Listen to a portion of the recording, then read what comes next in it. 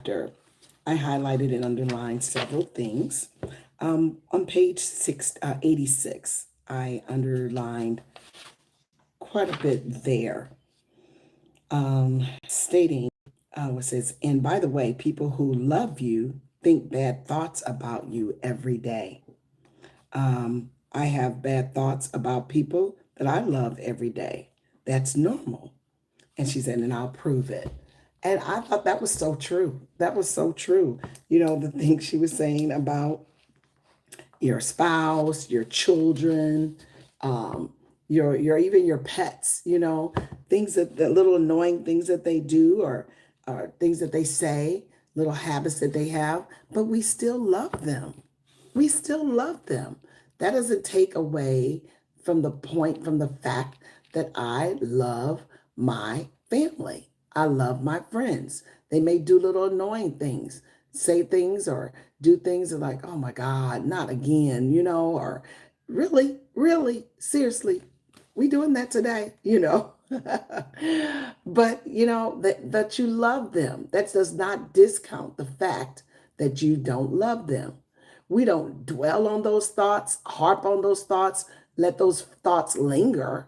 No, we don't let those thoughts linger and just, go in with those thoughts.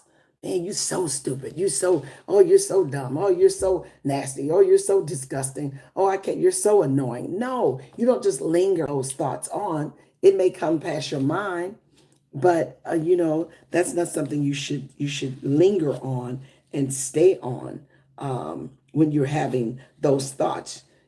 Sometimes I just shake my head and say, Lord, but I love them, Jesus, but I love them. But yes, people do things that do annoy you, that do frustrate you, that do maybe even upset you, or like make you shake your head and say, oh Lord, here we go again. But that doesn't mean you don't love them. You still love that person.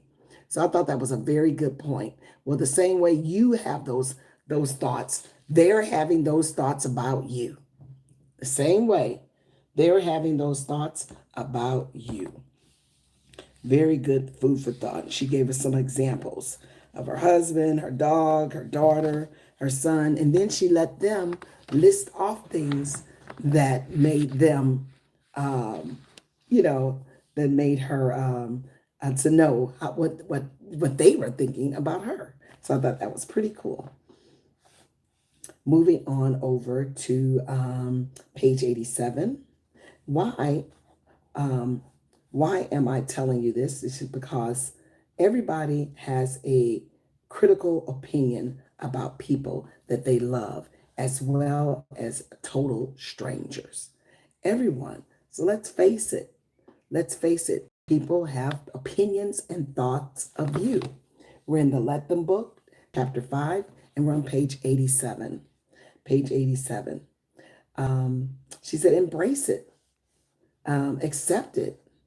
Instead of trying to change reality, start using it for your own advantage and let them.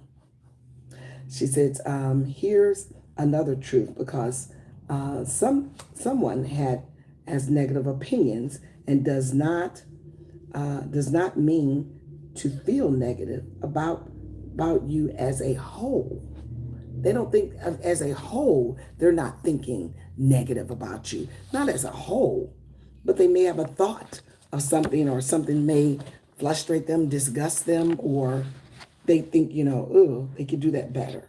But they're thinking it about you, and you're thinking as you're thinking it about others.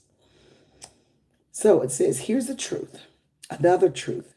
Just because someone has a negative opinion does not mean that they feel negative about you as a whole person. We said that. Um, she said, I can think a bad thought about my husband. You can think about your children, your friends. Um, you can think it about anyone. You someone you meet at the grocery store, someone you meet at, while you're conducting business. Well, you may not love them. I mean, you love them as a person, but not the way you love your children and your family and your friends. So, but you still love them, even though these thoughts are coming across. We're just re-speaking what she just read. because two things are true at the same time. We still are kind and respectable. We treat them with kindness and respect. Even though we may think of a thought that's not so positive, you still think you still have respect for the person, and you still should be kind. You could be annoyed by the way someone's acting and still love them to death. You can still love them, but you could be annoyed by some things that they may say or do. So I thought that was a real good thought that she brought out in this chapter. Um, Real good thought. She goes on to page 88 that I did some underlines. It says, this approach is literally because let's see. This approach is let's go back up to the first verse. Instead of wasting my time worrying about them, starting to live their lives the way that makes you proud of yourself, let them do what they want to do with my own wild and precious life. You know, the approach of being liberated, because right now you're living your life and making decisions and trying to anticipate what everyone is going to think. Stop it. Stop it. Stop trying to anticipate what everyone is thinking. Everyone is thinking. When you let the fear of what people might think dictate your choices, you limit your potential and hold yourself back from pursuing what you truly want. Oh, I thought that was interesting. I thought that was so interesting. Oh, we don't want to do that. We don't want to do that. We don't want to hold ourselves back from what we really, really want. She said, it is the reason you procrastinate, doubt yourself. Oh, this hit home for me. It really did.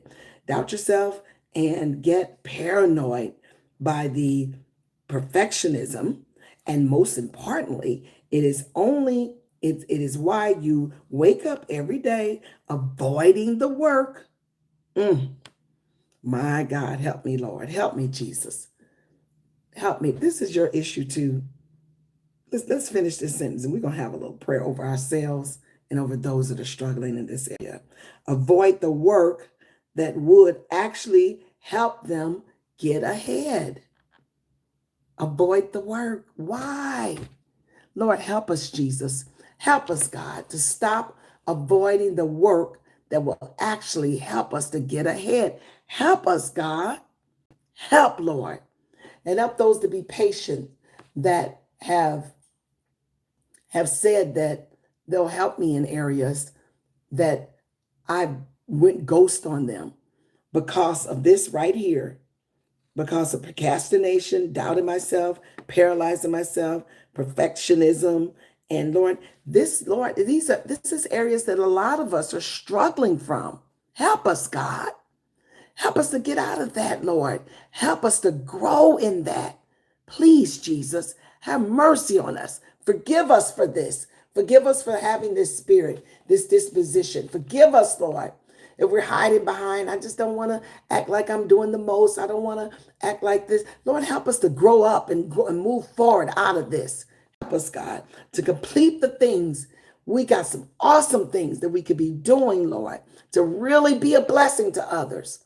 But, oh, God, we're hiding behind, doubting ourselves, procrastination, paralyzing perfectionism. Oh, God, help us to wake up and move forward. Help us to arise and do what we need to do. Please, oh, God. Please, God. Oh, that hit me. That's page 88. You're afraid of judgment and you don't want to risk it all.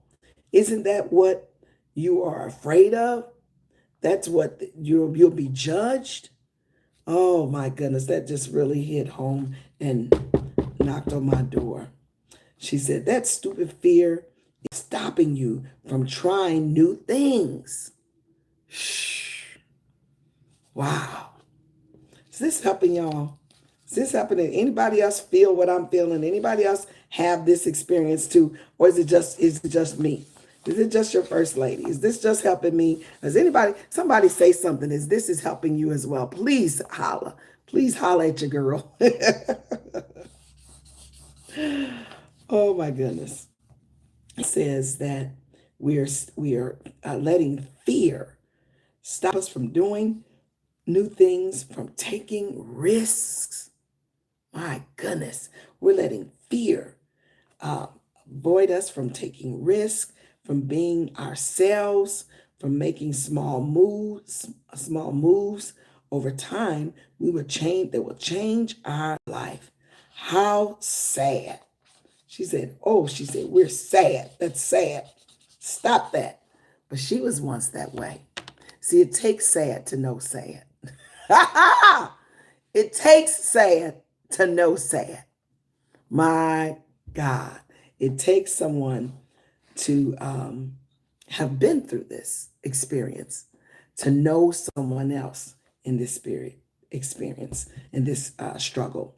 So the Let Them theory will help you to be more courageous.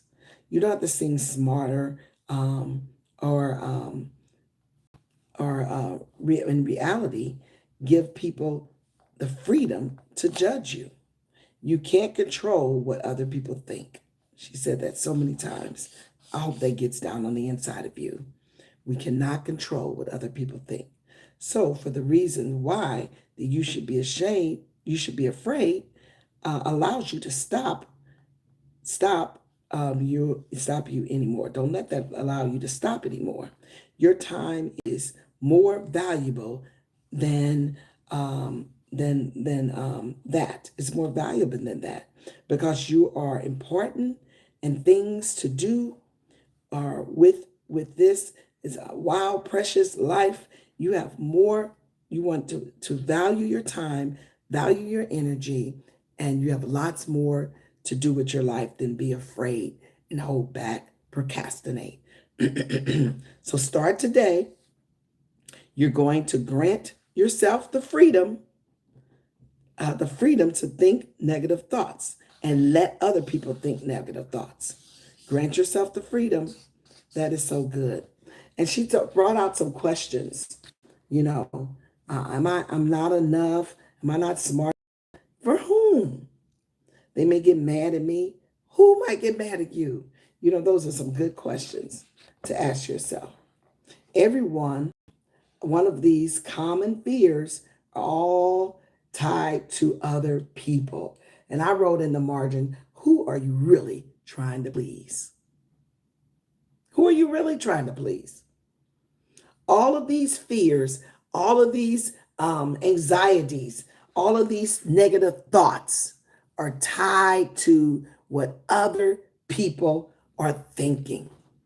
I thought that was so good.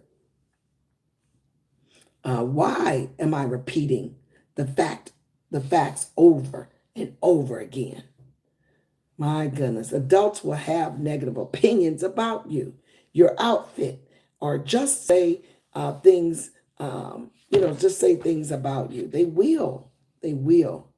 So jumping on down to 89, the middle section of 89, this is why the Let Them theory will help to start to free us. The other day, I just called someone and that's reading this book as well, or has read this book, reading this book, and I just said, let them, and they just start laughing. I said, I'm just letting them. I'm letting them. You ever did something awkward? You're out of your comfort zone.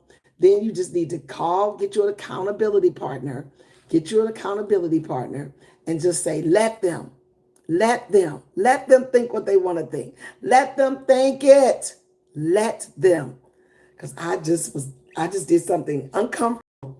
But for once, I'm not paralyzed.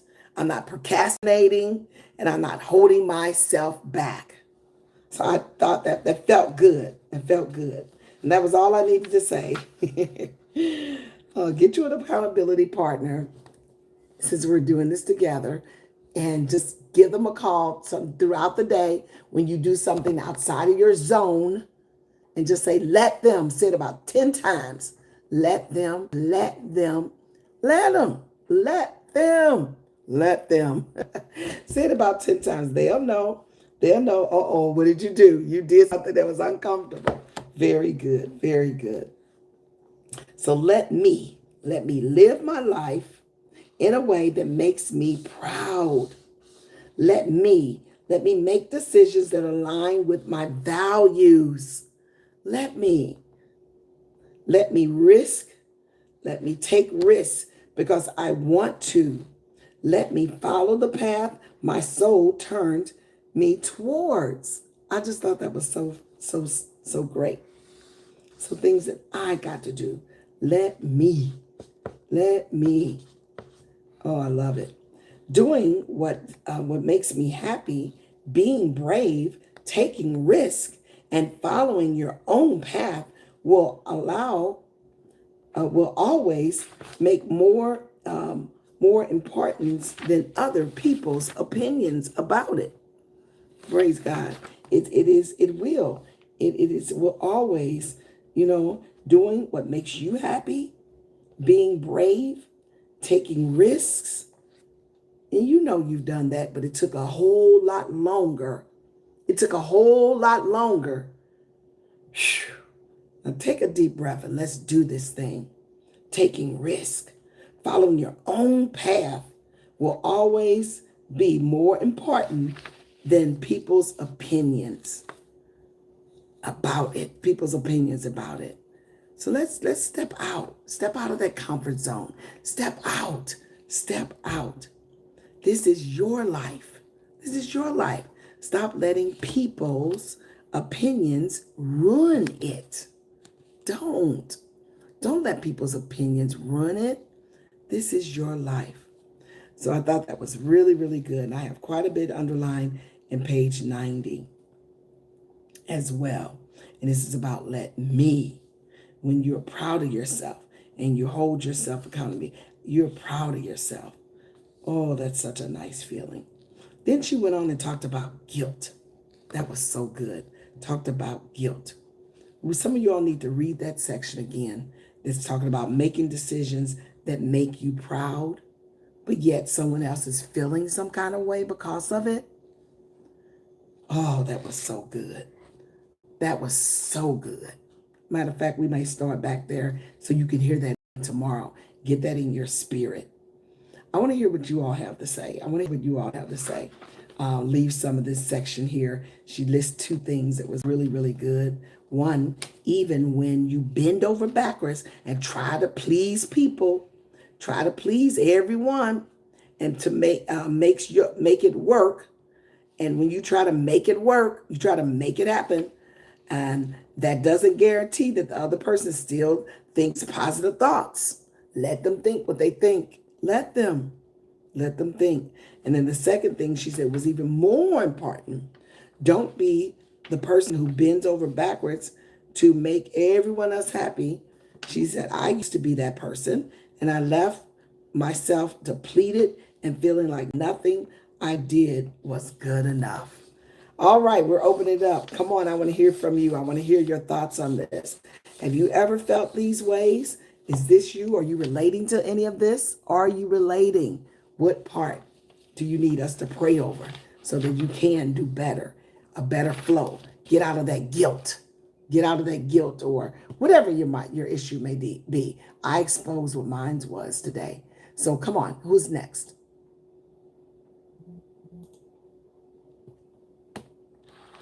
Now, don't y'all speak at once. Come on and talk on up. You know this is knocked on your door today.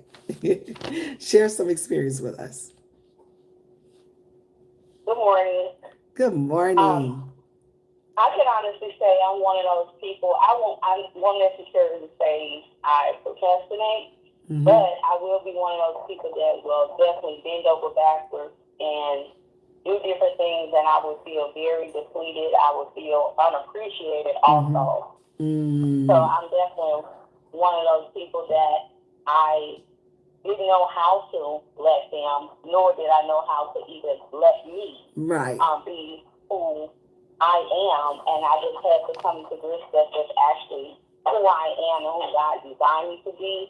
But I also have asked God to help me pull back of being that person, because I will find myself being very depleted in those areas. And not only depleted, unappreciated too. Wow. Very good. Very good. Yes. Thank you for your honesty and transparency. Thank you for that. Thank you for that.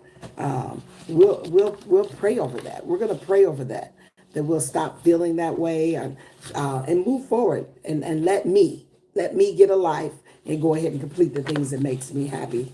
And we'll pray over that today. Thank you for your honesty and transparency on this topic today. Anyone else felt like this that they want to share?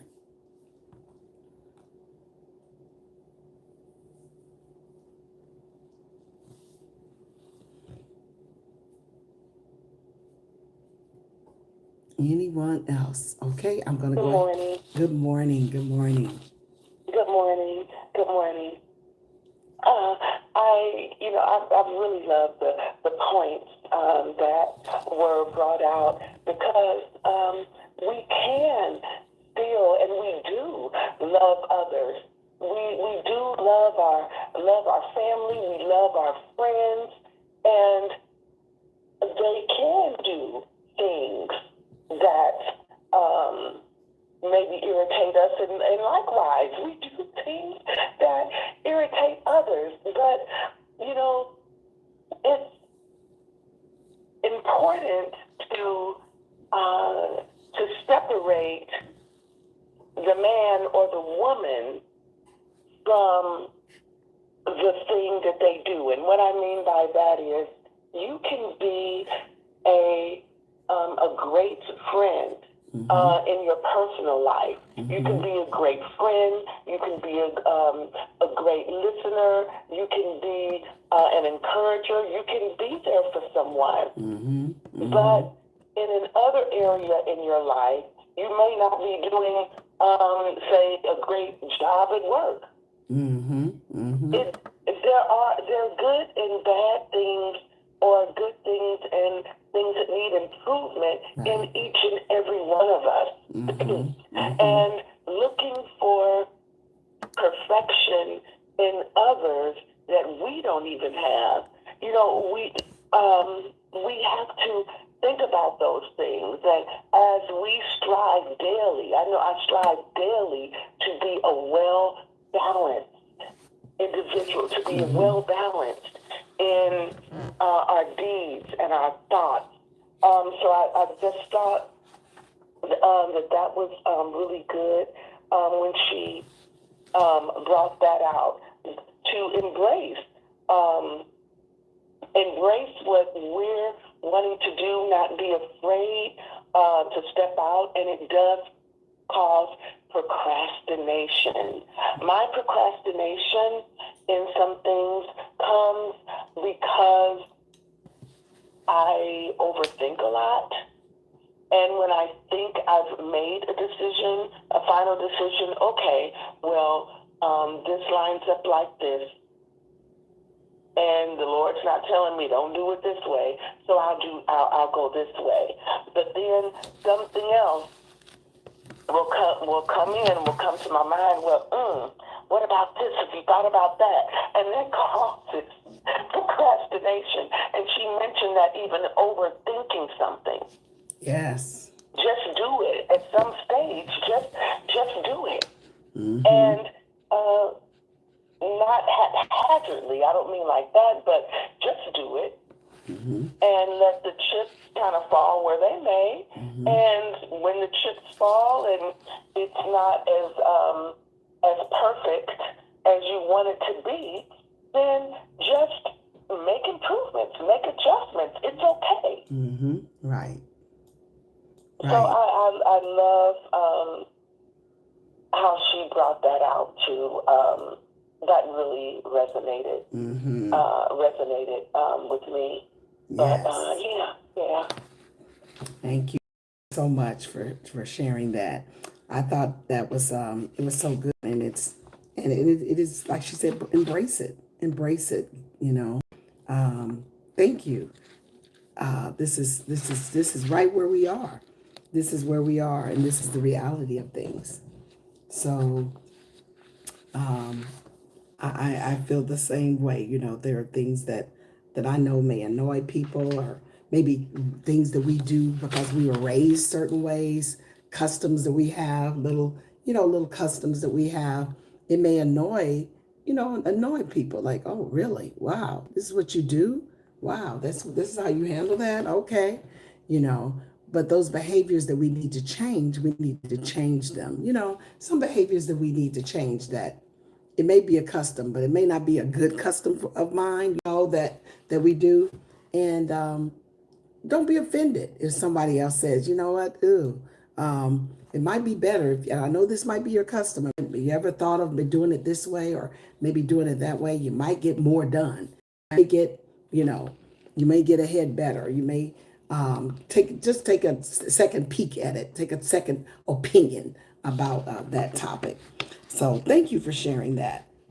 Anyone else? Anything jumped out at you, resonated with you on this chapter number 5?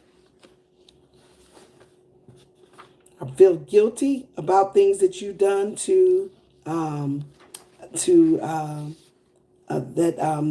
that section really. I know it knocked on some doors. I know that knocked on doors. Oh my goodness, the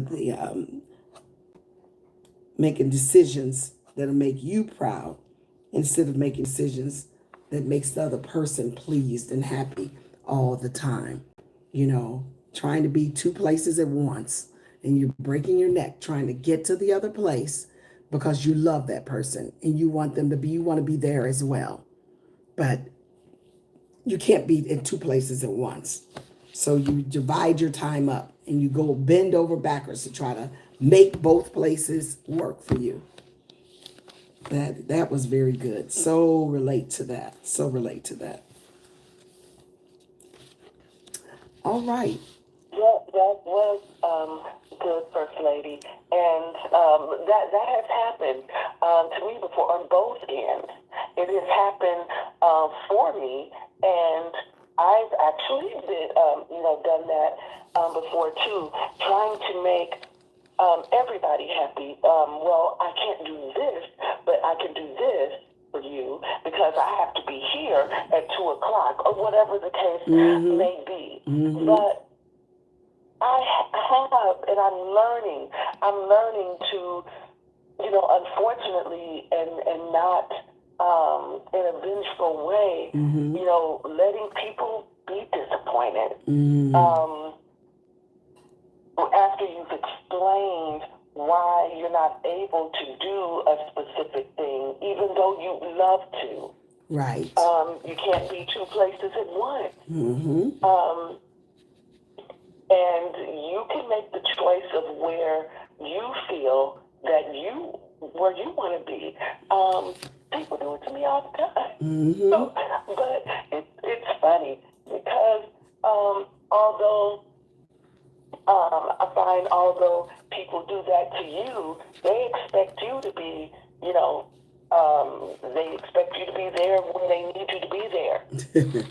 Yeah, that's so true. They expect you to answer that phone, even though they don't take your phone calls.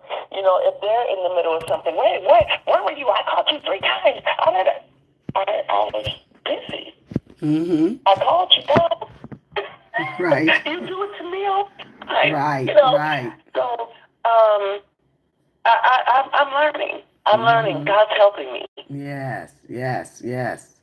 Yes, I tell you, He will help us through this, won't He? Oh, He'll help us through that. Thank you for sharing that. A few more highlights, and since it's kind of quiet today, you guys are kind of quiet. That's okay. That is okay. I have some more notes here about this chapter. You cannot manage other person's minds. People will form opinions and find their experience assumptions, their preference, the limited information that you may explain yourself clearly, and they may still choose to believe something else. It they still choose to believe, no, no, you didn't. You didn't do that because of that. No, you did. No, I just don't believe that. I don't believe that. Well, sometimes you just got to let them just believe that. You've expressed to them what your intent was, what your reasoning was, and now they're not in belief, you know, for whatever reason you can't convince them. So now back on out. Don't try to over convince them, over talk it, over speak it. Just let it go. Let it go. You've expressed yourself. You articulated it. Now gotta move on. Your responsibility is to communicate honestly, but not to force them to agree with you. Don't force them.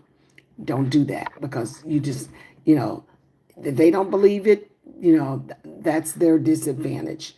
That's their disadvantage. But you've explained it, you've shared it. Now move on. Over explaining can reveal fear. Sometimes we are not explaining because the situation needs clarity, but we keep explaining because we are fearful of rejection, criticism, and being misunderstood. There is a difference between being clear and controlling and trying to control someone's conclusion. Point number 2. Point number 3, being disliked is uncomfortable but it is survivable. It's survivable. You can survive that. We sometimes act as though someone must approve of us before we can have our peace. No, you can have peace and someone not approve of you or like you. You can still have peace because that's their opinion. But don't let that be your opinion of yourself. I like me. I like me. And if they can't articulate things that really are going to help me to improve or help me to be a better person, well then, you know what? Let them be upset. You got to step on back. Keep being yourself. As long as you're in the lining and the will of God, you're not out of control and out of will of God, and you're doing things decent and in order, let them think it. It goes on to say, but maturity means accepting that someone may not like your choices, boundaries, or your personality or your growth. So disapproval may feel uncomfortable, but it does not have to become your destruction. No, you don't have to be destructive because of it. People may judge your boundaries without knowing your history. When you finally say no, or step back, or stop over explaining yourself, some people may call you difficult. Some people may call you selfish. Or some people may call you, oh, you just changed. You changed. And they're saying it in a way to try to bring you back to their convenience. To their convenience. So watch that. And just tell them, please pray for me. Just pray for me, please. And smile. I'm not here to start any problems. It's not what I'm here for. A person's disappointment with a boundary does not automatically make the boundary wrong. Because they're disappointed with it, that doesn't make it wrong. That doesn't make it wrong. That does not make the boundary wrong because they're disappointed with it. I want you in by 10 o'clock. You're 12 years old. You have to be in by 10. That's the latest. Be in by 10. Because they're disappointed with that boundary, that don't make you wrong. You protecting their lives. You protect the 12 years old. They know no reason. 12, 11, 12, 13, 14, 15 need to be out at 10 o'clock at night. So that's just one example. Or you tell somebody at work that likes to touch, and they always touching on your hair, or they always rubbing on your shoulders or rubbing on you, touching you, setting the boundary. Please don't do that. That makes me feel uncomfortable. You setting that boundary, that doesn't make you wrong. That does not make you wrong. Or whatever it could be, whatever it might be. It does not make you wrong. Releasing your opinion does not remove accountability. Releasing their opinion does not remove the accountability.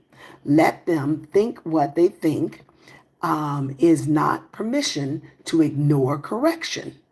It's not permission to say, to just ignore the correction that's needed. We still need to ask God whether there is any truth in what was said. Lord, is what they're saying, is this right? Is this true? Are they being honest? Are they being honest? Is this true? So receiving the truth, correction, what is necessary, release rest. It removes chaos and release rest. 2 more points. Your character matters much. Your character matters more than your image.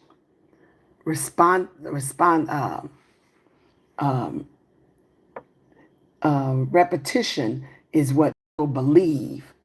Character is who you consistently are. Who you consistently are, your character. Your repetition is what people believe. But your character is who you consistently are. Do not ruin your character trying to protect your image.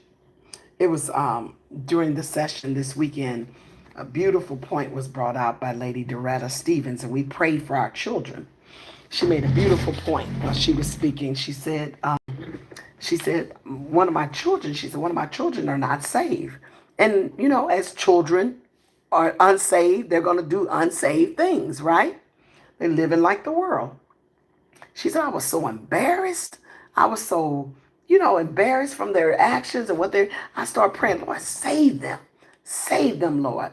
She said, then the Lord started getting on me. Why do you want them saved? So your image will look good? Because she kept on telling me, I didn't raise you like that. I did not raise you like that. Why are you doing this? Why are you acting like this? Why are you going that way? I did not raise you this way. And she said she started just realizing she wanted him saved because he was messing up her character, her image. He was messing up her image. I'm a pastor's wife and my kid is doing all this. I'm a, pastor's wife. Our son is doing all these things and I'm a pastor's wife. No, that shouldn't be the way he is. But she was wanting him saved for her image, but not for his soul. She said, oh my God, God started getting me on that.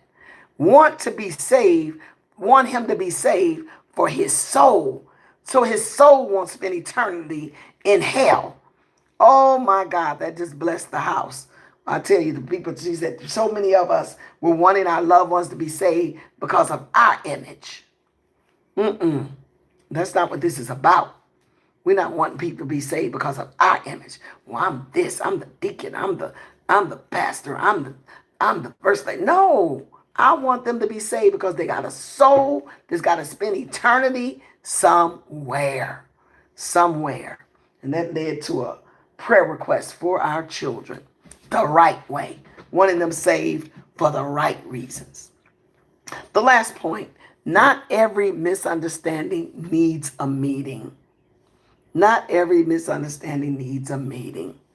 Some situations require a conversation. That's all. Have the conversation and move on. Requires a conversation. Some require documentation. Some do. You need documentation. Let me put this in writing. I'm sending this to you so that we can have some form of documentation. Every text you type, you may delete it, but it's not gone. The courts can pull it up. If it's ever needed, trust and believe. If you send a text out, you deleted, you did it last year, courts can pull that text up from last year. I did tell them that. I did, Your Honor. I told them. I put it in the text. I don't have the text anymore. Oh, we're gonna subpoena your cell phone, and we're gonna get all the texts to prove that you did or did not do this. All right, some just need some documentations. Some require apologies. The topic is not every misunderstanding needs a meeting. Some require an apology. I'm sorry. I owe you an apology. And you know what offends, what you know you offended someone in is not always the case of them being offended. Have you ever ran into that? Has that ever happened to you? And you apologize to somebody, I'm so sorry, I owe you an apology. I'm so sorry, I owe you an apology. For what? For da-da-da-da-da-da-da? That didn't bother me. That did not bother me at all. It really didn't. Well, it bothered the person that said it. And it sometimes is not what they said, but something that's going on in their heart while they said it. The meaning behind what was said. Maybe all 100% of it didn't come out. But accept that apology. Oh, thank you for apologizing. Thank you for caring enough to apologize. Thank you. Thank you. Because you don't know what was going on in their heart while they were saying it. I wish I could think of a point. I have so many times that has happened. And the other person did not. Did anybody have an experience like that? And they weren't offended. But you know you was kind of had a little nice nasty in there when you actually did it or said it. Yes. Yes. Like saying different little things as the kids say today, throwing shade. Yes. Threw shade and you meant that. Yes. And I mean, because that I have experienced that myself where I myself have thrown shade out of hurt. And then I had to grow up and say, hey, I was offended when you said blah, blah, blah. And the person didn't even realize. They were like, well, I was only kidding. Well, it bothered me and it hurted my heart because I shared something in depth with you. And you used this time to throw shade and then laughed about it. Right. And that bothered me. Right. And it was interesting because the person had no idea that the shade was thrown. Isn't that something? Yes. And didn't even realize what the person had said. And I was like, yeah, you did. You said it, but it's okay. But this is how it made me feel. Right. I also had a situation before one time where I had to say, listen, I apologize when I offended you, not if I offended you, because I know I offended you. Right. Because I saw your facial expression when I said it. But we cannot just brush and throw things away as Christians. That's right? so true. You know if and when you offended someone. Absolutely. So stop playing the petty game saying if and when. You know you did. You know you did. Yes. And get saved for real and get free for real. That's right. That's right. That's so true. Well said, daughter. Well said. And you know, another thing, so that we can, let's not say it's okay, because it's not okay. If it was concerning enough for me to bring it up, it's not okay. It's not. We say that, but that's a little pride factor there. You know, no, it's okay. I'm good. No, if I was good, nothing would have been said. I wouldn't have made a little look that, now some look, because I got so many thoughts going on. I got so many balls I'm juggling at the same time. Like while I'm doing this or something, you know, right. Body language. You got to be careful with that. With like, you know, I wasn't thinking that way. You can explain if it comes up. You don't have to justify if it doesn't come up. But sometimes I have because of my role of a first lady, and people sometimes, we talked about that this weekend. And I remember one of the presidents, with Lady Patrice, she would have us practice. Let's just practice a look, because you know it's going to be an awkward moment. Let's practice. And we need to do that even as moms, because our kids they look at us. And when things are like, I told you, don't give your child that. I told you, girl, that wasn't going to work. I told you. No, practice a look now, because you know that he wasn't the one, she wasn't the one, or that job that they were going for was crazy for them to even go for it. You know, and so practice a look of a look of love instead of I told you. You didn't have to tell me. I knew, folding your arms and putting your lips up like a duck. And come on, practice a look of love. Practice it. Practice a look. because it's going to come. That's that body language. And then practice being quiet about it or something. But back to the point of, let's not hold that little pride piece in our heart. I'm good. I'm okay. No, I'm fine. I'm fine. No, because you're not fine. Don't say you're fine and you're not. Don't say it.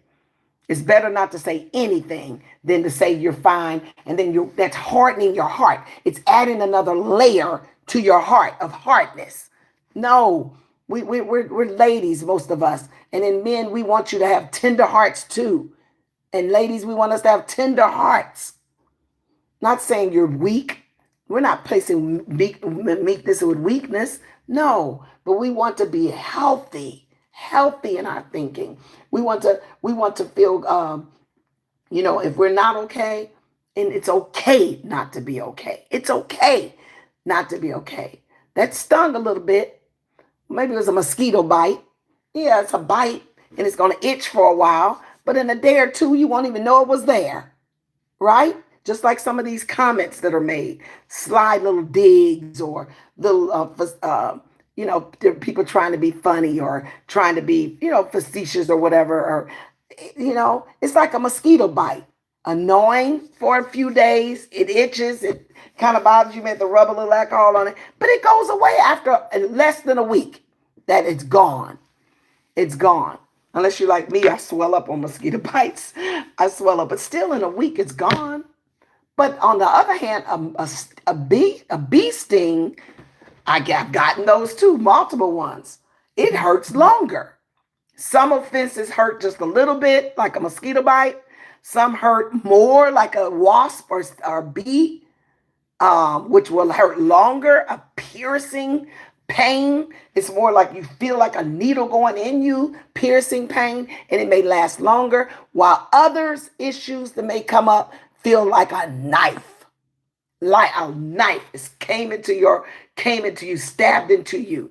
And we know that takes weeks. That's how offense comes. It comes in degrees. It comes in layers and levels. So let's be honest. Let's be honest. If it did hurt, it hurt.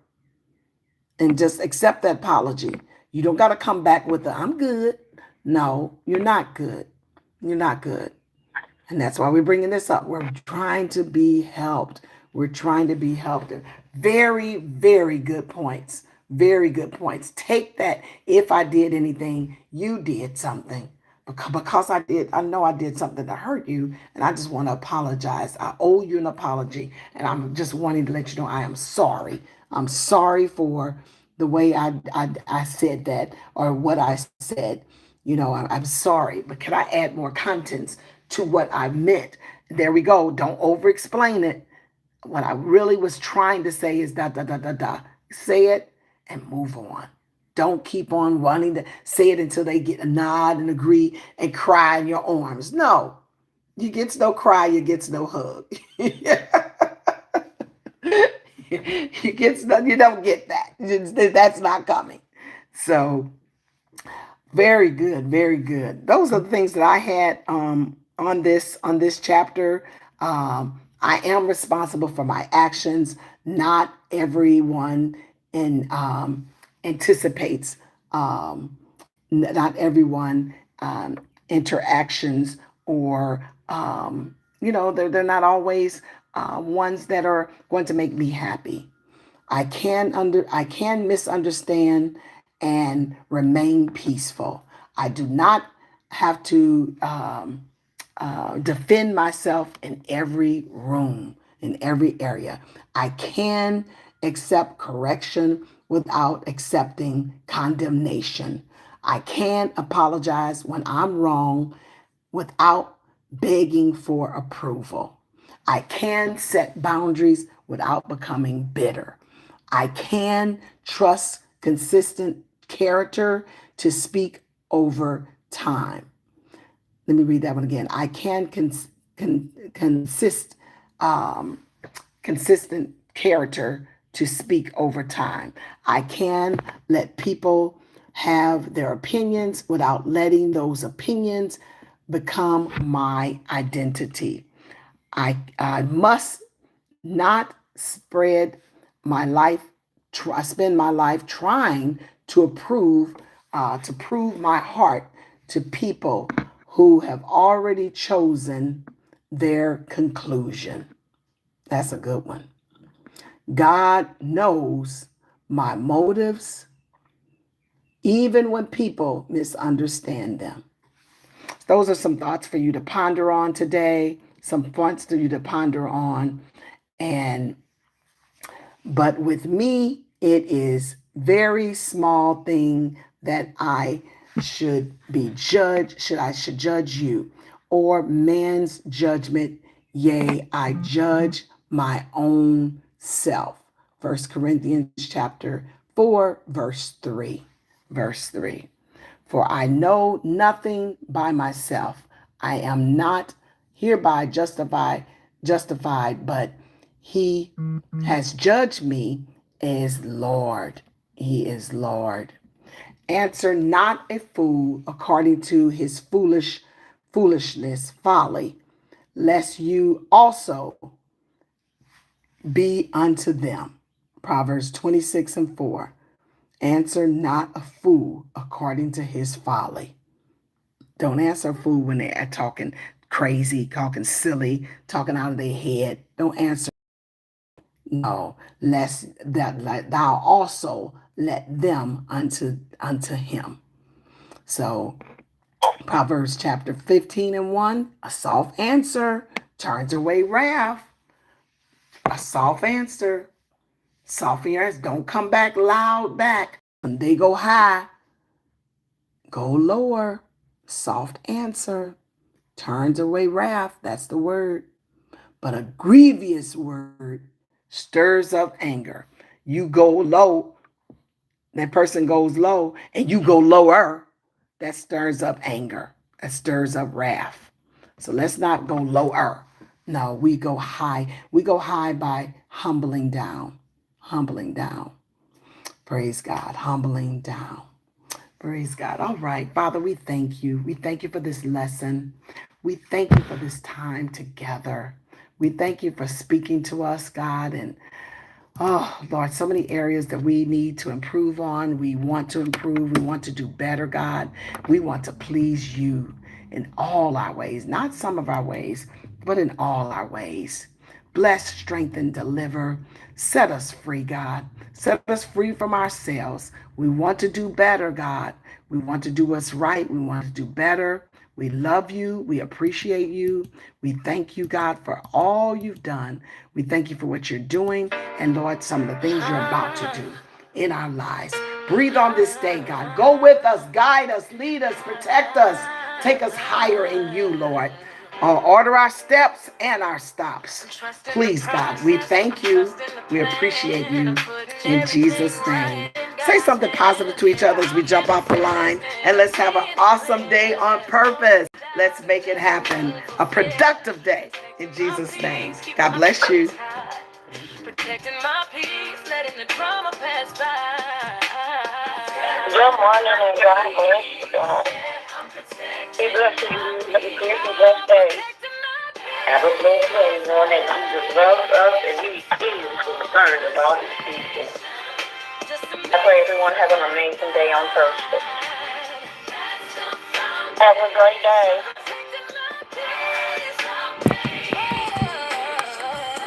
God bless you, everyone. Be blessed. Everybody have a wonderful day. I'm trusting the process. I'm trusting the plan. I'm putting everything right in God's hands. Bless the day. Bless your day. Yeah.